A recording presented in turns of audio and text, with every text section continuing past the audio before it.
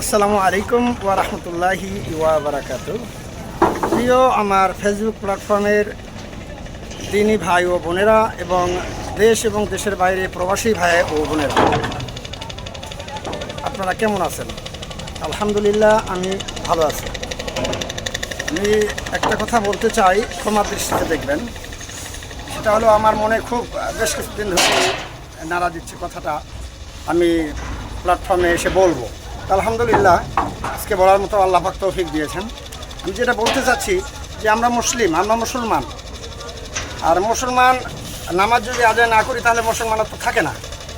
আমি একটা ব্যাপার নিয়ে ভাবি প্রায়, যে আসলে আমরা 3 বেলা খাবার তো আলহামদুলিল্লাহ সঠিক টাইমে না হলেও 3 বার খেতে হয়। 3 বার কি, এমনও ভালো প্রভাবশালী লোক আছে যারা সবসময় খাওয়ার উপরে থাকে। আলহামদুলিল্লাহ, আমরা 3 বেলা হলেও তো খাই আলহামদুলিল্লাহ। এই খানাটা কে দিয়েছেন? মহান রাব্বুল আলামিন দিয়েছেন। তাহলে 3 ওয়াক্ত খাবার খেলেন আর 5 ওয়াক্ত সালাত আদায় করতে পারছেন না, কেন পারছেন না?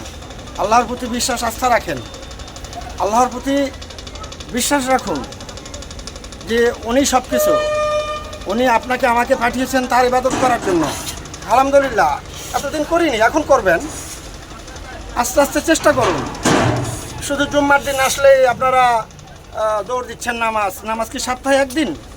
আল্লাহ পাক নামাজ 5 ওয়াক্ত ধার্য করেছেন। তবে শুক্রবার জুম্মার নামাজ আমাদের গরিবের জন্য মনে হয় ছোটো একটা হজের মতো। আলহামদুলিল্লাহ।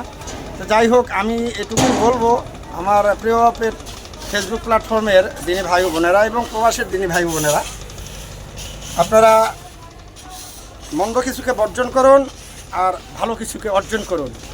আসসালামু আলাইকুম ওয়া রাহমাতুল্লাহি ওয়া বারাকাতুহু। শুভ দুপুর, যশোর নপাড়া ঘাট থেকে। আল্লাহ হাফেজ।